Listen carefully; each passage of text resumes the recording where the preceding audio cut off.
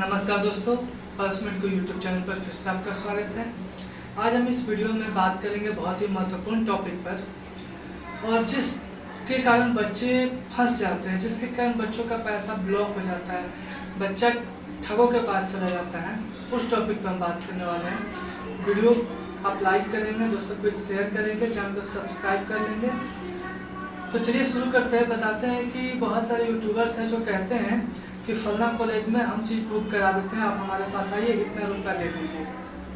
मित्रों, ऐसा कुछ नहीं होता।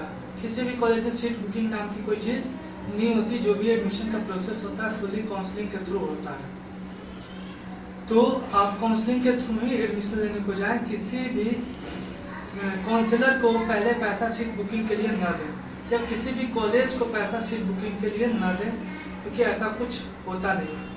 किस कॉलेज में एडमिशन के लिए मान्यता होगी, किसका एफिलिएशन डिनायल होगा, रिकॉग्निशन डिनायल होगा, इसकी अभी कोई गारंटी नहीं है, पहली चीज़। दूसरी चीज़ कि बहुत सारे कॉलेज वाले यूट्यूबर्स कहते हैं या कॉलेज वाले कहते हैं कि अभी हमारे पास बुकिंग कर लो, फी जो है इतना ही रहेगी, फी बढ़ेगी भी तो बढ़ के नहीं देना होगा। ऐसा कुछ नहीं होता, क्योंकि अगर कोई ब्रोकर है ना, तो आप तो केवल बात की है, आपके पास कोई लिखित परमिशन नहीं होता, ऑन पेपर नहीं होता। और जो फी डिसाइड होता है ना, हाई कोर्ट डिसाइड करता है। तो आपको केवल मिसगाइड किया जाता है कि आप अभी आके हमारे साथ बुकिंग कर लो और आपका फी इतना ही रह जाएगा।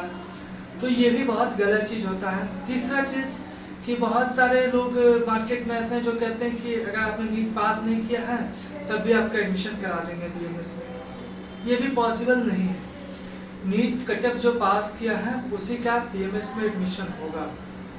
अगर आप पास नहीं किए हैं तो किसी प्रकार से उल जुलूल रास्ते से एडमिशन के बारे में ना सोचें, वैसा कुछ भी पॉसिबल नहीं है। हाँ, एक चीज़ बता दूं कि अगर 50% है पासिंग का, तो लास्ट टाइम जाकर वो डाउन हो जाता है।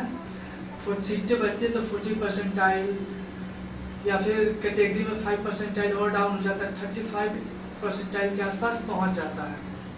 ये पॉसिबल होता है, लेकिन ऐसा नहीं है कि आप नीट पास नहीं किए और आपका डायरेक्ट एडमिशन हो जाएगा बीएमएस में।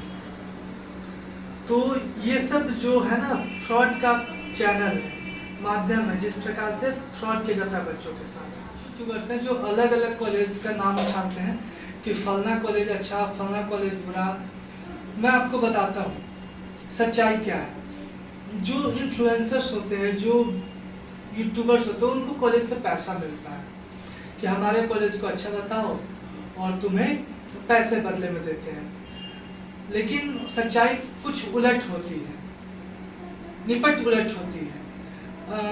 एकदम घटिया कॉलेज होता है, लेकिन मैं नाम नहीं लूँगा, फलना कैरियर, फलना मेडिकल करके बहुत सारे चैनल हैं जो उल जुलूल बातें करते हैं।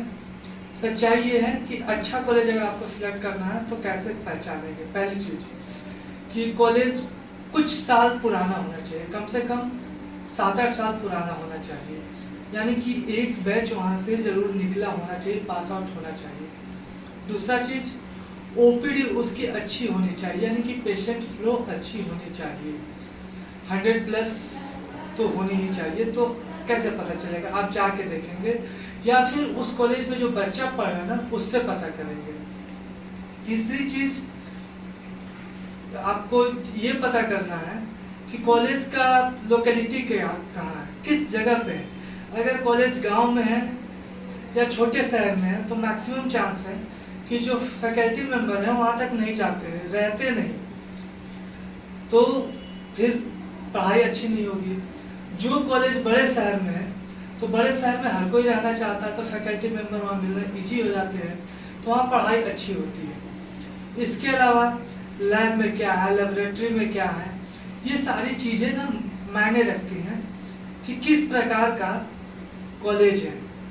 तो किसी भी जो यूट्यूबर्स हैं उनकी बातों पे आपको नहीं जाना है, आपको खुद जाना है, कॉलेज देखना है, चीज़ों को किसी से पूछना नहीं है कि हम एडमिशन लेने आए, या फिर कॉलेज के किसी स्टूडेंट से आपको बात करके ये चीज़ पता करना है कि किस प्रकार का कॉलेज है, लेबोरेटरी कैसा है, लैब कैसा है, आउट पेशेंट फ्लो कितना है, फैकल्टी मेंबर कैसे हैं, कितने हैं, ये सारी चीज़ें हैं।